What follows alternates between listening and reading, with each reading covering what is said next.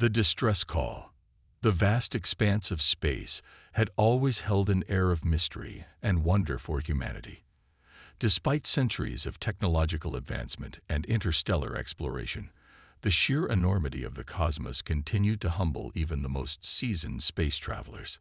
It was on a quiet Tuesday morning, by Earth's reckoning, that the monotony of deep space monitoring was shattered by an urgent transmission. Lieutenant Commander Samira Patil sat at her station in the United Earth Defense Force's primary communications hub, her dark eyes fixed on the holographic displays before her. The incoming signal pulsed with an intensity she had never seen before, its origin so distant that it challenged the very limits of their most advanced equipment. "Captain Reeves," Samira called out, her voice cutting through the low hum of the command center. "We're receiving a transmission unlike anything we've encountered before. It's not one of ours." Captain Elena Reeves, a tall woman with steel-gray hair and eyes that had seen more than their fair share of cosmic wonders, strode quickly to Samira's station. "Source?" she asked, her tone clipped and professional. Samira's fingers danced across her console, bringing up a galactic map. "It's coming from the Andromeda Galaxy, sir. Specifically, a star system we've designated as 379. It's a distress call." Reeves leaned in, her brow furrowing as she studied the data. "Play it," she ordered, her voice barely above a whisper. The air in the command center seemed to thicken as the alien transmission filled the room. It was a cacophony of sounds at first, clicks, whistles, and tones that no human ear had ever heard before. But as the UEDF's advanced translation algorithms began to decipher the message, a voice emerged. It was unlike any human voice, resonant and multi-toned, but the emotion it carried was unmistakable. Pure, unadulterated terror.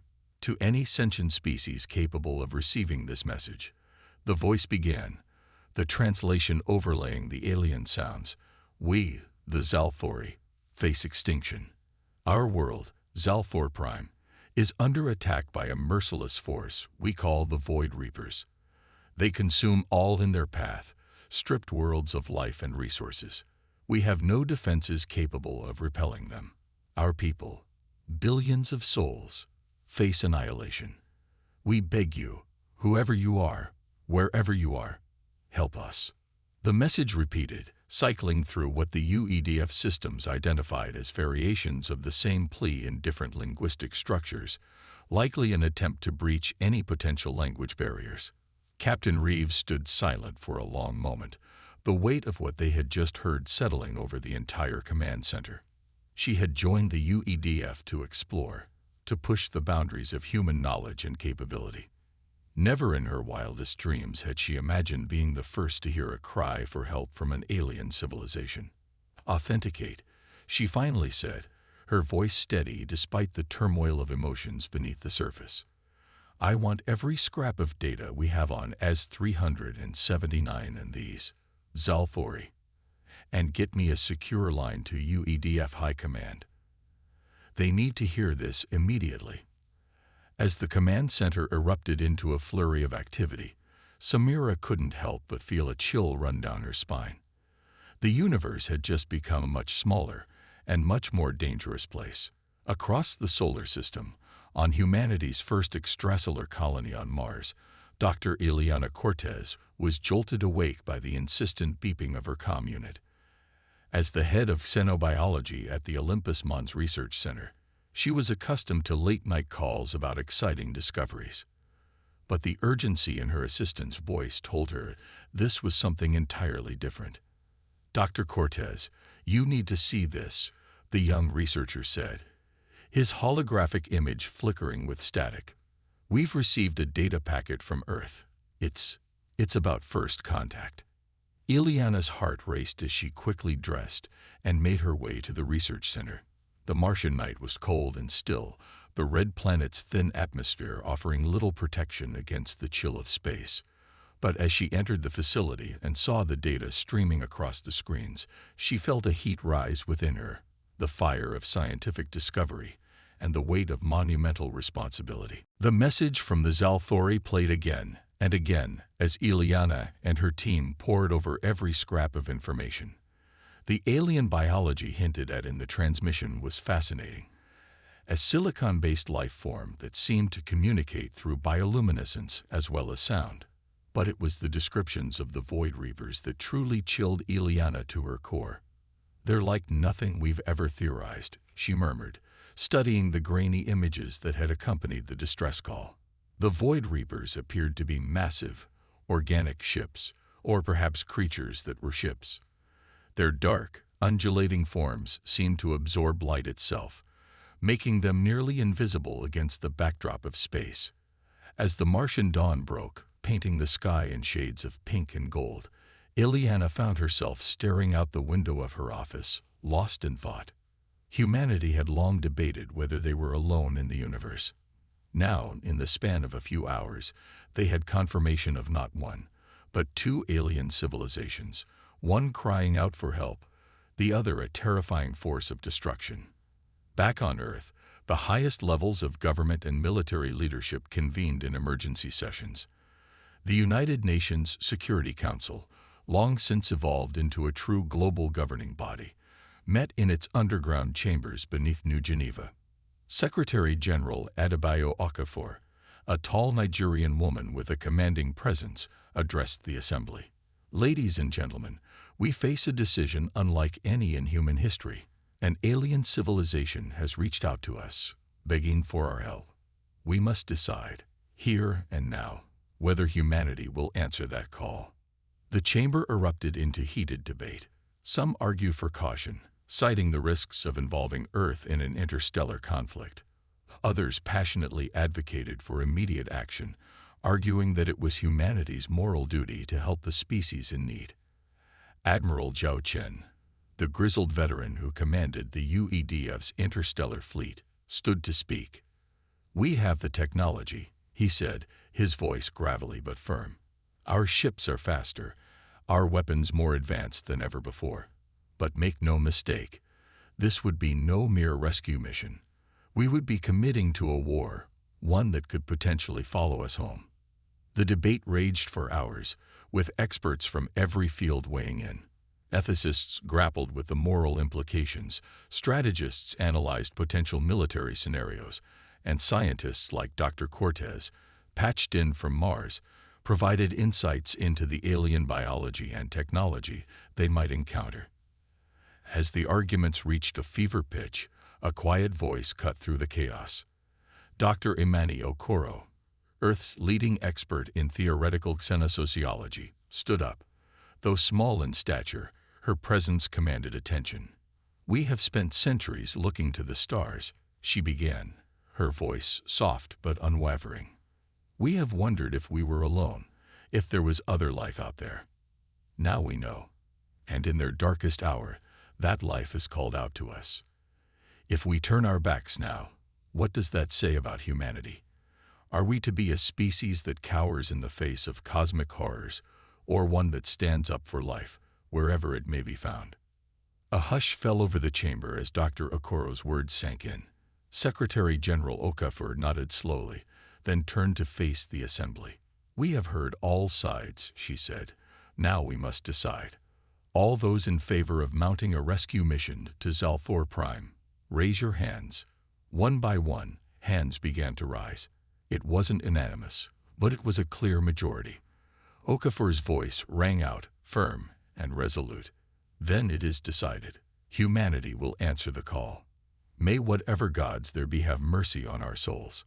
As the decision was announced to the world, reactions varied wildly. There was fear, excitement, trepidation, and hope. But above all, there was a sense of unity, of purpose. Humanity, for perhaps the first time in its turbulent history, stood together, ready to face the unknown. In orbit above Earth, the UEDF's flagship, the UES Horizon, began preparations for the longest and most dangerous journey any human vessel had ever undertaken. Captain Reeves stood on the bridge, watching as her crew worked with focused intensity. They were the best of the best, chosen from every nation on Earth and its colonies. Now they would be the spearhead of humanity's first interstellar intervention. As the Horizon's massive antimatter engines hummed to life, Reeves couldn't help but feel a mix of pride and fear. They were about to embark on a mission that would change the course of human history forever. Whether that change would lead to triumph or tragedy remained to be seen. The stars beckoned, and humanity answered. The rescue mission to Zalthor Prime had begun. The decision. The news of humanity's decision to intervene in the Zalthori crisis spread across Earth and its colonies like wildfire. In every city, town, and space station, people gathered around screens, watching as world leaders and military commanders outlined the unprecedented mission that lay ahead. Admiral Zhao Chen stood before a sea of reporters, his weathered face set in grim determination.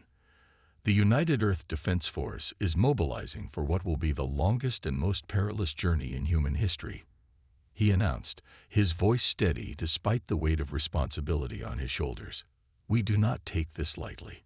Every man and woman who volunteers for this mission understands the risks. We may not return, but we go because it is right, because it is just, and because if we do not stand against this threat now, we may one day face it alone. As the Admiral spoke, screens behind him displayed the massive preparations underway. Shipyards around Earth and Mars worked round the clock, retrofitting the most advanced vessels in the UEDF fleet for the long journey ahead. Scientists and engineers labored tirelessly, pushing the limits of human technology to give the mission every possible advantage. Dr. Ileana Cortez, now recalled from Mars to lead the xenobiology team, found herself in the heart of this whirlwind of activity. Her lab in the UEDF's primary research facility had become a hub of frenetic energy as her team worked to decipher every scrap of information about the Zalthori and their dreaded enemies, the Void Reapers.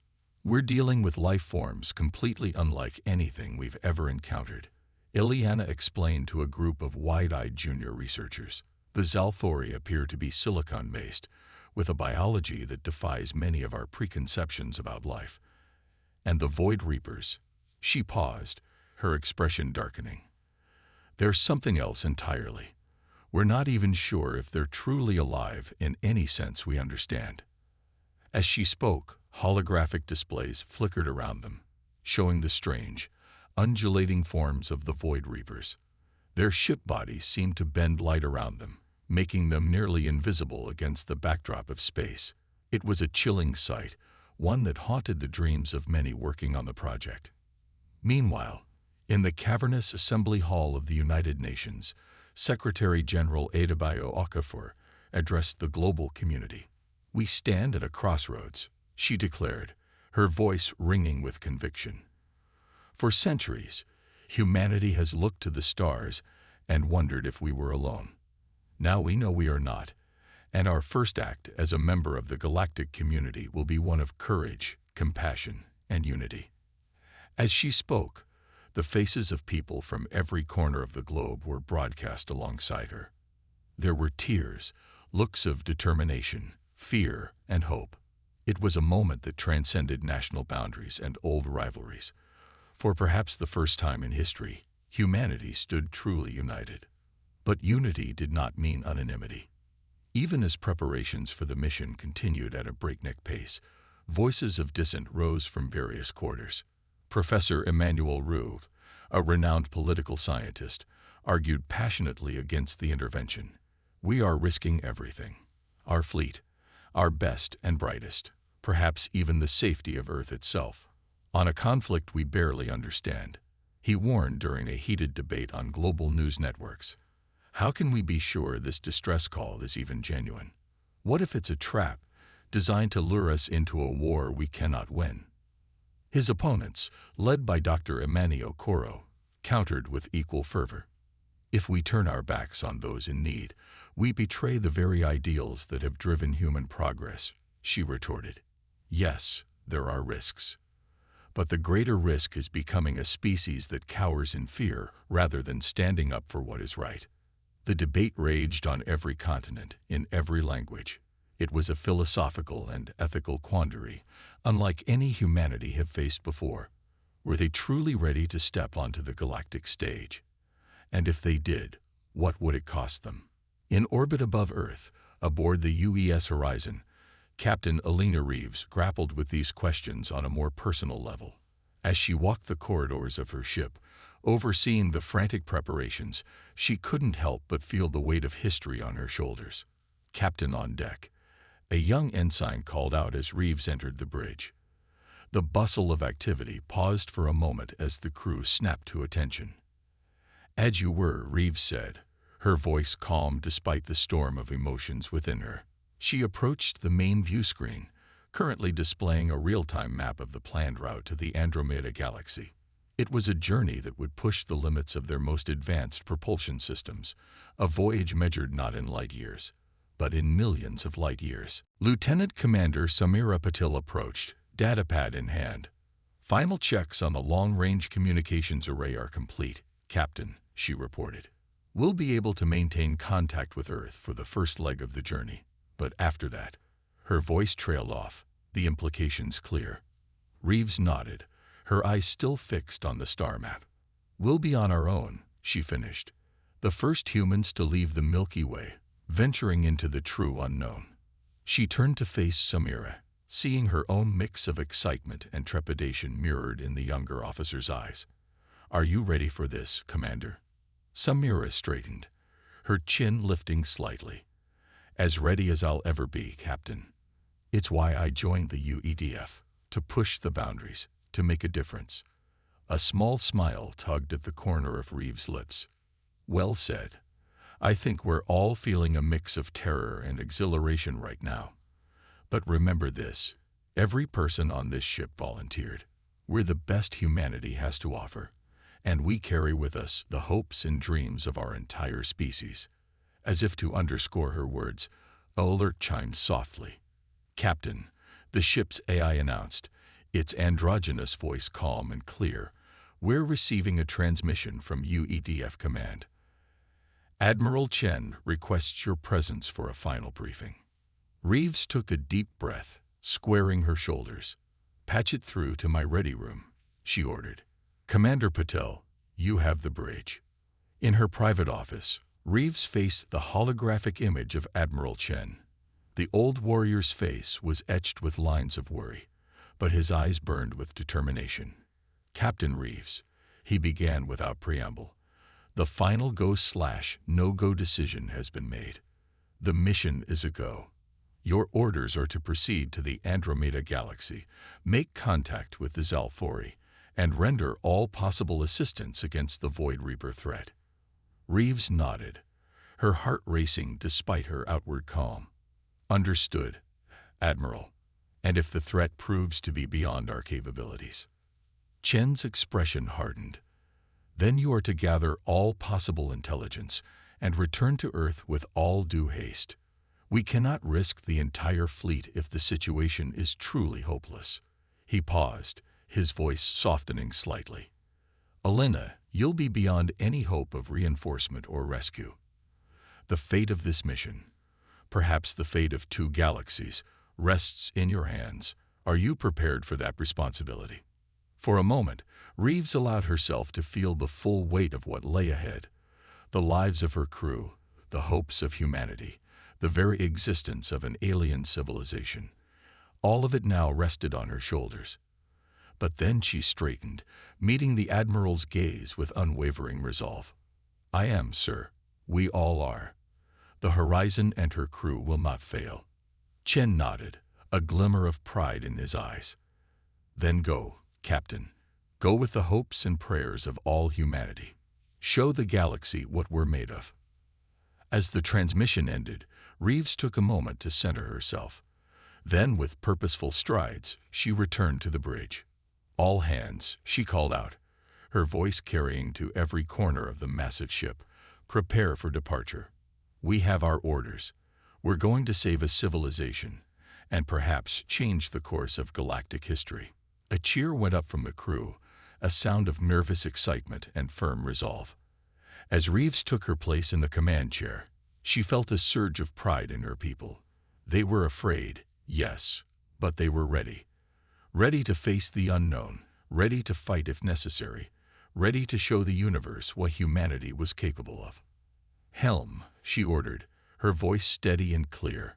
Set course for the Andromeda Galaxy. Maximum warp as soon as we clear Earth orbit. As the great engines of the horizon roared to life, as the stars began to streak past the view screen, Alina Reeves allowed herself one last look at the blue marble of Earth. They were leaving behind everything they had ever known, venturing forth into a galaxy of mystery and danger. But they went with purpose, with courage, and with the unshakable determination that had driven humanity to the stars in the first place. The rescue mission had begun, and with it, a new chapter in human history was about to be written. The journey. The vastness of intergalactic space stretched before the UES horizon, a darkness so profound it seemed to swallow light itself. For the crew, the initial excitement of departure had given way to the sobering reality of their mission. Days turned to weeks, weeks to months, as the advanced warp engines propelled them towards the Andromeda Galaxy at speeds once thought impossible.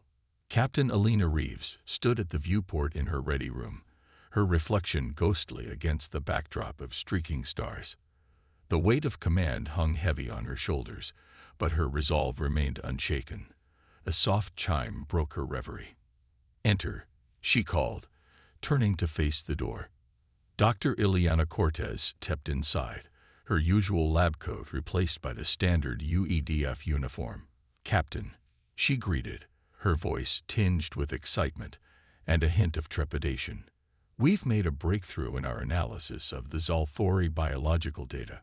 Reeves gestured for her to continue, her interest piqued. Ileana activated a holographic display, filling the room with shimmering images of alien cellular structures. "Their silicon-based biology is unlike anything we've ever encountered," she explained, her hands moving animatedly through the hologram. "But we've discovered something extraordinary. The Zalthori possess a form of biological quantum entanglement. It's how they communicate across vast distances almost instantaneously." Reeves' eyes widened. "Are you saying we might be able to contact them before we arrive?" "Potentially," Ileana nodded. "But it's not without risks. Attempting to interface with their communication method could have unforeseen consequences on our own biology." As they discussed the implications, the ship suddenly shuddered violently. Red alert klaxons blared throughout the vessel. "Bridge to Captain Reeves." Lieutenant Commander Patel's voice came through the comm system. Tense but controlled. "We've encountered some kind of spatial anomaly. You're needed on the bridge immediately." Reeves and Cortez exchanged a glance before rushing out. On the bridge, chaos reigned as officers struggled to maintain control of the ship. The view screen showed a swirling vortex of energy, tendrils of crackling power reaching out towards the horizon. "Report," Reeves barked, taking her place in the command chair. "Unknown spatial phenomenon." "Captain," Patel responded, her fingers flying over her console. "It's interfering with our warp field. We're being pulled in." "Full reverse thrust," Reeves ordered. "Divert all non-essential power to the engines and shields." The ship groaned under the strain as it fought against the pull of the anomaly. For a heart-stopping moment, it seemed as if they would be torn apart. Then, with a final surge of power, the horizon broke free, tumbling back into normal space. As the crew caught their breath, Reeves turned to her science officer. "Analysis." The young officer, Lieutenant Zora Chen, looked up from her readings, her face pale. "Captain, according to our calculations, we've been thrown over 2 million light-years off course. And," she hesitated, double-checking her instruments, "we've also experienced a temporal shift. By our best estimates, we've traveled forward in time by approximately 3 months." A stunned silence fell over the bridge. Reeves felt a chill run down her spine. They had known the mission would be dangerous. But this was beyond anything they had prepared for. "Damage report," she demanded, pushing aside her shock to focus on immediate concerns. Reeves nodded, her mind racing through options.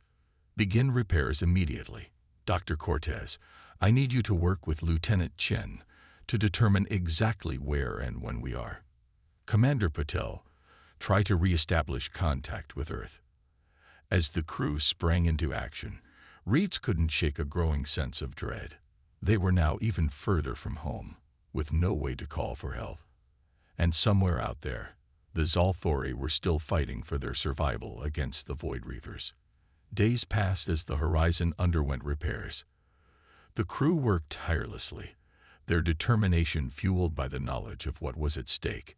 Finally, after a week of round-the-clock effort, Reeves called a meeting of her senior staff. "What's our status?" she asked, looking around the table at the tired but resolute faces of her officers. Commander Petal spoke first. "We've managed to repair the warp drive, Captain. We're capable of sustained warp 9.9, but anything beyond that risks burning out the entire system." Lieutenant Chen followed. "We've pinpointed our location. We're actually closer to the Zalthori home system than we would have been without the anomaly. But," she hesitated, "given the time shift, we have no way of knowing what situation we'll find when we arrive." Dr. Cortez leaned forward. "Captain, I believe we should attempt to use the Zalthori quantum communication method. It's risky, yes, but it might be our only chance to warn them we're coming and to find out what's happened in the past 3 months." Reeves considered for a long moment, weighing the risks against the potential benefits. Finally, she nodded. "Do it, but take every precaution. I don't want to lose anyone to an alien communication method." As the meeting adjourned, Reeves felt a mix of hope and apprehension. They were about to attempt something never before tried by humans: direct quantum communication with an alien species. In the lab, Dr. Cortez and her team worked feverishly to adapt their equipment to interface with the Zalthori biological quantum network. Captain Reeves watched from behind a protective barrier, her heart pounding with nervous anticipation. "We're ready, Captain," Cortez called out, her voice slightly muffled by her protective suit. "Initiating contact in 3, 2, 1. A burst of light filled the lab, and for a moment, it seemed as if reality itself flickered. Then, to everyone's amazement, a shimmering, translucent figure appeared in the center of the room. It was vaguely humanoid, but with a crystalline structure that seemed to shift and change as it moved. "I am Zalra."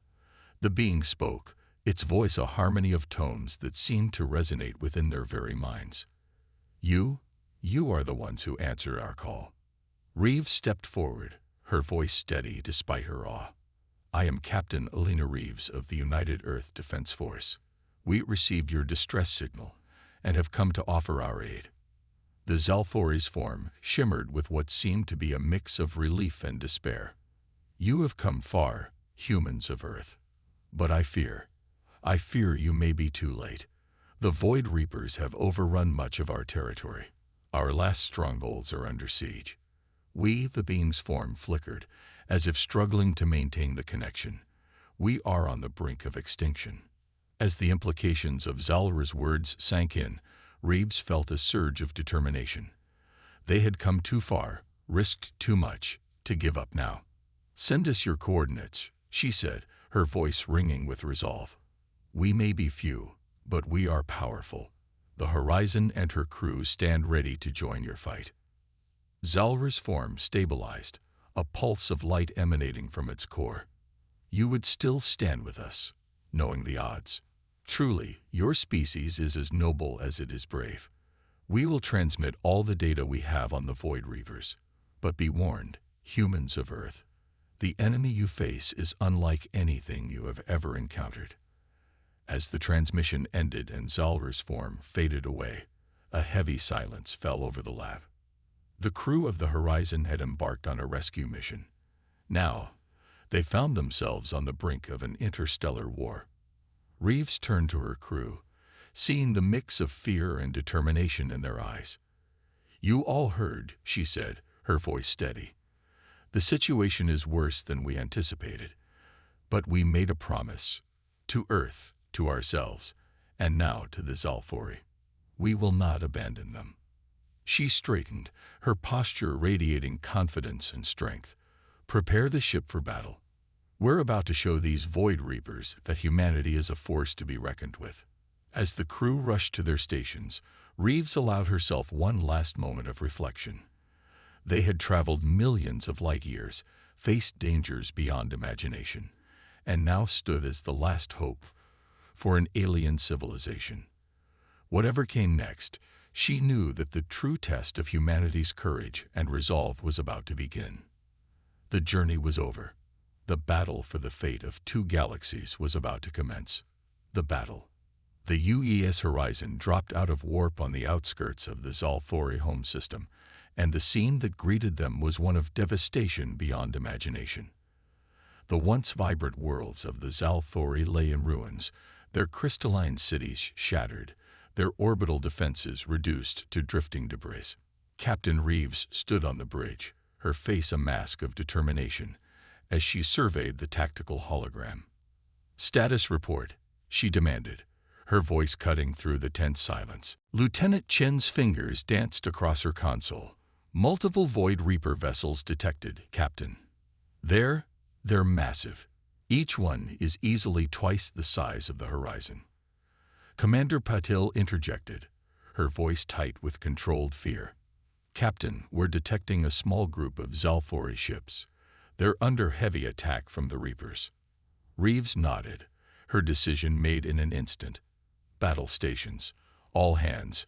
Prepare for combat. Helm, set an intercept course for the Zalthori fleet. Weapons, target the nearest Reaper vessel and fire at will."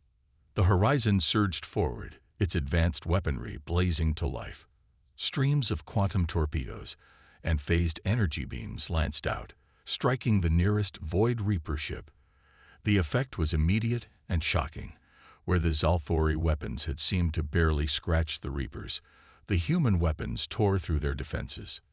"Direct hit," the tactical officer shouted, a note of triumph in his voice. Enemy vessel showing signs of significant damage. But the Void Reapers were quick to respond. Their massive ships turned, organic-looking tendrils of dark energy reaching out towards the Horizon. Where they touched, reality itself seemed to warp and twist. "Evasive maneuvers," Reeves ordered, gripping her chair as the ship bucked and rolled. "Dr. Cortez, what are we dealing with here?" Ileana's voice came through the comm, tight with concentration. "It's some kind of localized space-time distortion, Captain. Our shields are holding for now, but prolonged exposure could tear us apart." The battle raged on, a dance of light and shadow against the backdrop of stars. The Horizon weaved between the lumbering Reaper vessels, its more advanced technology, and the skill of its crew allowing it to strike hard and fast before retreating. But it wasn't enough. For every Reaper ship they damaged, two more seemed to appear. The Zalthori fleet, bolstered by the arrival of their human allies, fought valiantly, but they were being overwhelmed. "Captain," Patil called out, her voice urgent. "We're receiving a transmission from the Zalthori flagship." The holographic form of Zalra appeared on the bridge, its crystalline structure pulsing with a dim light. "Humans of Earth, your courage is beyond measure, but we cannot win this battle. The Void Reapers are too many, too powerful." Reeves stepped forward, her eyes blazing with determination. "We didn't come this far to give up now. There must be a way to stop them." Zalra's form flickered, then steadied. There may be one chance. Our scientists have developed a weapon, a device that could create a cascading quantum disruption. It would destroy the Reapers, but the resulting shockwave would annihilate everything in this system, including us. A heavy silence fell over the bridge. Reeves looked around at her crew, seeing the weight of the decision in their eyes. They had come to save the Zalthori, but at what cost? "How long would it take to deploy this weapon?" Reeves asked, her mind racing through possibilities. "Mere minutes," Zalra replied. "But someone would need to remain behind to activate it. There would be no escape." Reeves straightened, her decision made. "Send us the specifications. We'll handle it from here." She turned to her crew. "Prepare for emergency evacuation. Get as many Zalthori on board as we can. We're going to give them a chance to survive." As the crew sprang into action, Reeves turned to her first officer. "Commander Patel, you'll take command of the Horizon. Get our people, and as many Zalthori as possible to safety.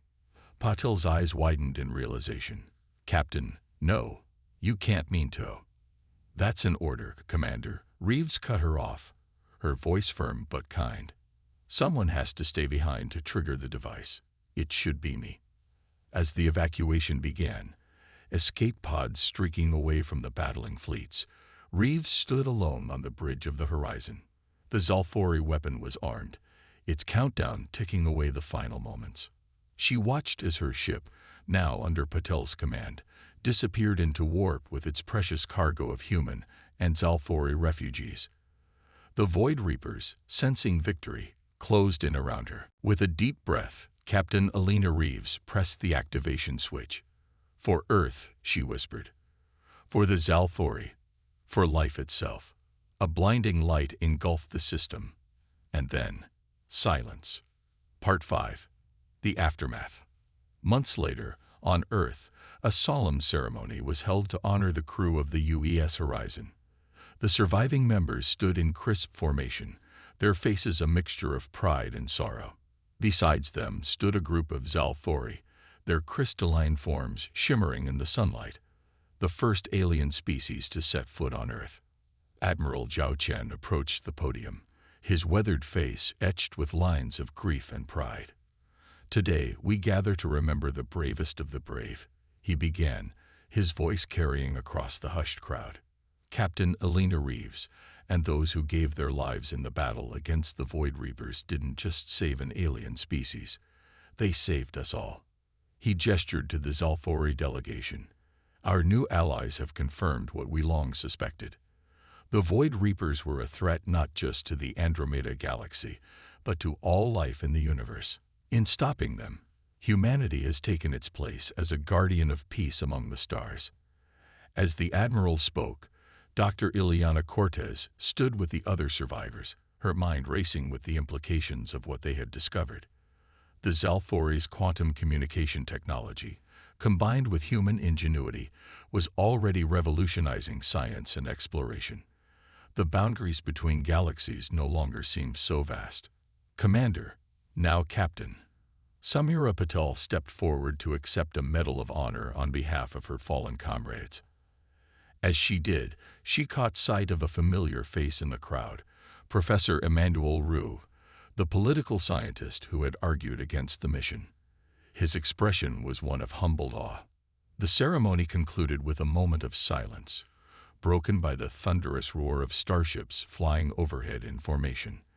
A fleet of new vessels, built with a combination of human and Zalthori technology, ready to explore and protect. As the crowds dispersed, Zalra approached Patel and Cortez. Its crystalline form pulsed with a warm light. Your Captain Reeves asked me once if we would still stand with you, knowing the odds. It said, its multi-tone voice filled with emotion.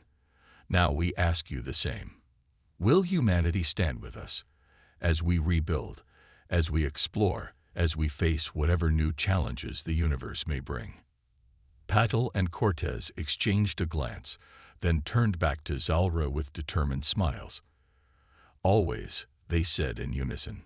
As the sun set on this historic day, casting a golden glow over the memorial to the UES Horizon and its brave crew, a new era dawned for humanity and the Zalthori.